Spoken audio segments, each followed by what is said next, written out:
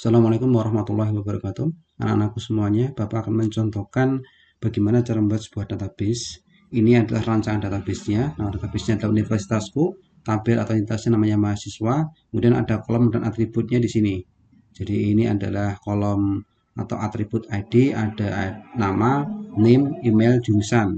Di belakangnya ada integer, varchar. Varchar ini adalah sebagai tipe data ya. Terus di sini adalah keterangan dari tipe datanya. Di sini panjangnya 100, 10, 50, 100.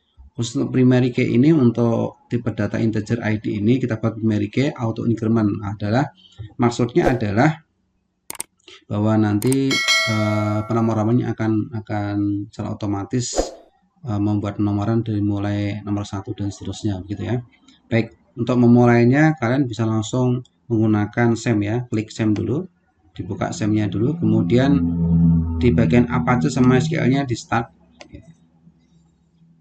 Sudah, kalau sudah seperti ini, kalian bisa membuka perintah CLI-nya di command prompt.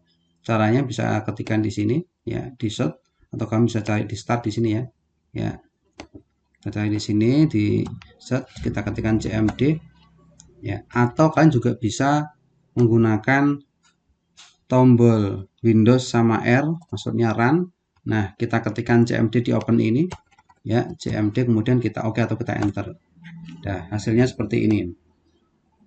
Baik, SEM ini saya install di di drive C ya, drive C, nama foldernya adalah SEM.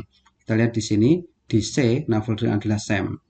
Oke, nah web server ini yang namanya SEM ini kita akan pakai untuk membuat database MySQL. Berarti kita harus masuk dulu ke C SEM. Caranya adalah cd ya, kita backslash dulu aja lah, kita cd backslash. Nah, kemudian kita masuk ke SEM. Caranya adalah cd SEM. Nah, cd SEM. Oke, sorry, sampp cd ya, sampai ya. Ya, seperti ini. Jadi kita sudah masuk ke SEM sekarang, di folder SEM.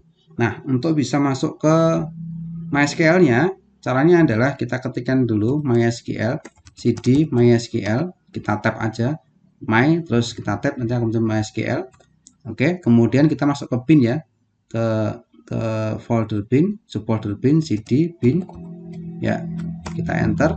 Nah, sekarang kita masukkan perintah untuk bisa masuk ke MariaDB. Caranya adalah dengan mengetikkan MySQL ya gitu ya. Terus kemudian strip u, kemudian root strip p. Nah, passwordnya karena saya tidak membuat password di situ kemarin, maka kita kosongkan, tinggal kita enter aja. Oke. Nah, sekarang kita sudah masuk ke MariaDB. Nah, di sini kita bisa membuat perintah-perintah CLI di apa namanya, untuk membuat MySQL, untuk membuat perintah SQL di sini. Oke, sekarang kita akan membuat sebuah database namanya universitasku. Berarti perintahnya adalah create database ya, apa namanya, universitasku. Jangan lupa dari dengan titik koma ya, terus di enter. Oke, ini berarti tanda query oke, berarti sudah berhasil ya. Sekarang kita akan cek apakah database universitas ini sudah terbuat atau belum. Caranya untuk mengecek apakah database universitas sudah terbuat atau belum, caranya adalah dengan cara diketikkan perintah show databases. Kenapa databases? Karena database-nya banyak, cuma satu, maka pakai S, apostrof S atau akhiran S, show databases ya, titik koma, jangan lupa kita enter. Nah, kita lihat di sini universitasku sudah ada di sini ya, sudah ada di sini, berarti sudah ada database namanya universitasku.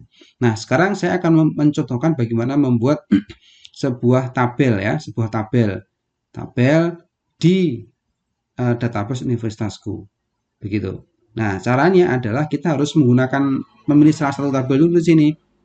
Kita milih tabelnya dulu dengan cara use ya, universitasku. Berarti di sini saya akan menggunakan database universitas, kemudian saya akan membuat tabel. Nah, use universitasku. Jangan lupa titik koma ya, kemudian di enter. Nah, sekarang sudah muncul di sini. Sekarang saya sudah masuk ke database universitasku. Sekarang kita tinggal buat tabelnya. Tabelnya nanti sesuai dengan ini ya, dengan ini. Cara membuat tabelnya adalah create tabel, namanya adalah mahasiswa. Create tabel mahasiswa.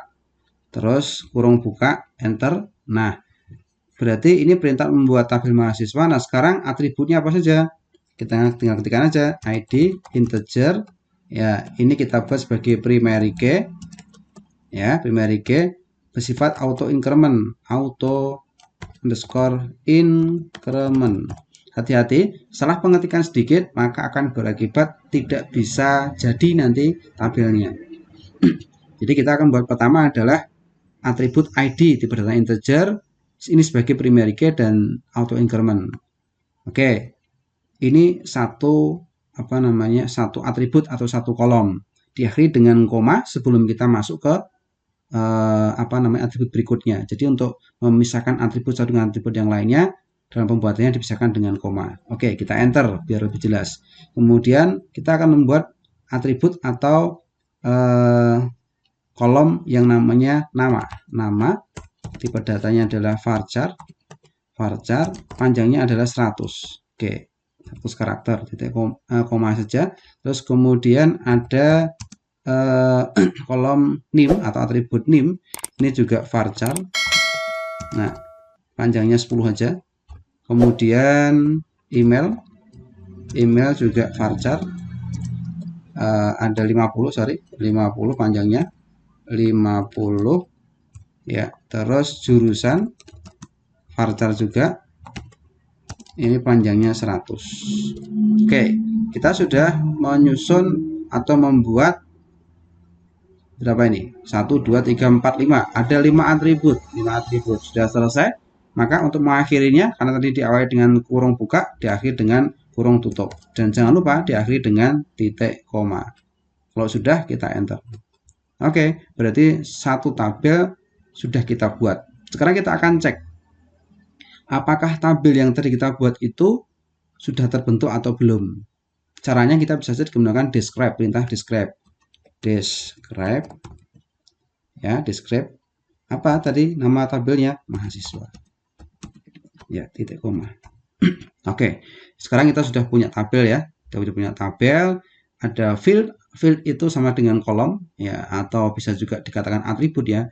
Ada field, ID, nama, name, email, jurusan, dan ini tipe-tipe datanya.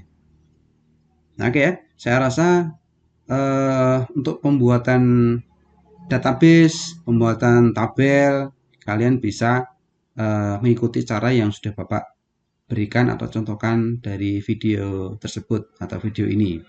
Baik, kemudian kalau kalian mau keluar dari MariaDB, kalian tinggal ketikkan exit. Oke, udah PB kan.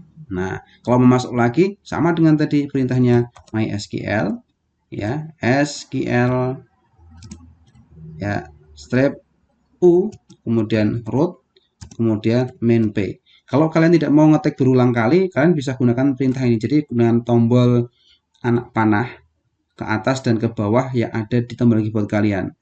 Ini saya gunakan anak panah ke atas ya. Nah, ini sudah ada kan tadi perintah tadi kan. Nah, ini kan perintahnya kan ini. Nah, ini kan perintah tadi kan ini. Ini perintah-perintah tadi. Tinggal dicari mana tadi perintahnya yang terakhir kita buat. Yang mau kita perlukan juga. Nah, di sini MySQL spasi main atau strip O, spasi root, spasi strip P. Kita enter. Dah, enter lagi. Nah, kita sekarang masuk lagi ke MariaDB-nya. Nah, kalau mau ngecek database-nya tinggal show database tadi ya. Show databases. Titik koma, enter. Nah, kalau mau menghapus salah satu database bagaimana, Pak? Oh, oke. Saya contohkan misalkan saya akan menghapus database-nya Universitas _Wildan. Kita akan hapus. Cara menghapusnya adalah menggunakan perintah drop. Drop ini menghapus ya. Drop database, ini perintahnya drop database, tinggal kita panggil nama databasenya. Apa nama databasenya? Universitas underscore Wildan, titik koma jangan lupa ya, kemudian di enter. Oke, kita akan cek sekarang apakah database Universitas Wildan masih ada atau tidak. Baik, kita cek ya, kita cek sama perintahnya show databases. Oke, titik koma, enter. Nah, sekarang kita lihat di atas tadi sudah masih ada Universitas Wildan. Setelah kita drop, maka di database, koleksi database di sini sudah tidak ada lagi yang namanya database Universitas Wildan. Oke ya, bisa dipahami ya. Kalau mau melihat, kalau mengambil salah satu database-nya untuk kita gunakan lagi, diedit ataupun ditambah atau di del tabelnya, caranya kita harus masuk lagi ke kemana? Ke use apa? Use universitasku misalkan. Nah, kita berarti akan menggunakan database universitasku. Jangan lupa titik koma universitasku ya, enter. Nah, kita sekarang sudah masuk ke universitasku. Kalau mau ngecek tadi apa tabelnya, nah, berarti apa, pakainya adalah describe. Tadi sempat ada satu tabel kan. Nah, kalau mau lihat show tabelnya, tinggal show tabel aja. Show tabel. Sorry. Show tables.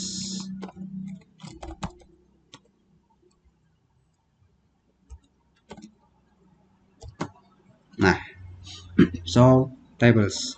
Karena kan nggak cuma satu ya, kalau banyak berarti show tables. Oke.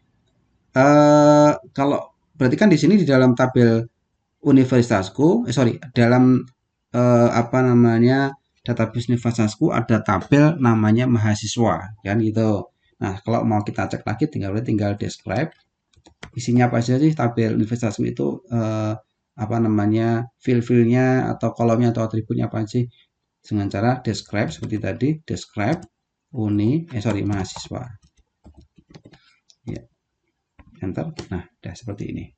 Baik, mungkin cukup untuk pembelajaran kali ini. Silahkan diikuti. Kalian buat apa namanya tabel universitas ditambah dengan underscore nama kalian.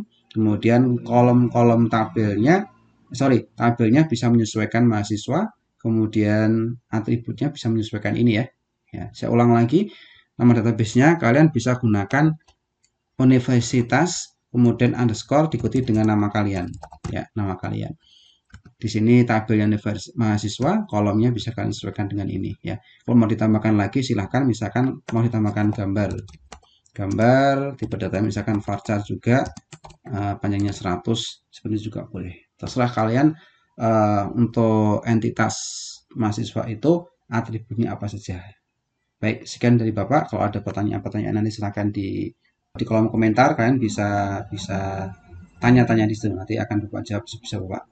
Baik, terima kasih. Wassalamualaikum warahmatullahi wabarakatuh.